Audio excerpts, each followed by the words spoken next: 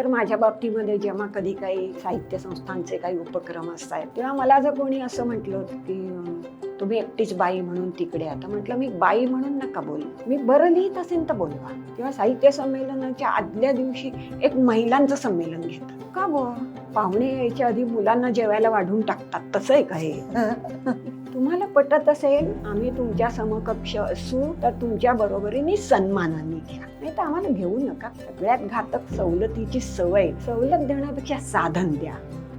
दुसऱ्या बाजूने जो खरोखरच वंचित वर्ग आहे, म्हणजे एकदा एक इथे आम्ही मेळावा घेतला होता, निर्मलाताई पुरंदरे यांचा होता आणि अंगणवाडी बालवाडी शिक्षिका अशा सगळ्या इथे विद्यार्थी सहाय्यक समितीत 2 दिवस राहिला होत्या त्या बायका. जाताना तुम्हाला इथलं काय आवडतं असं आम्ही बोलत होतो. एका बाईने समोर येऊन 3-3दा सांगितलं बंधनहाणीत आंघोळ करायला आवडते.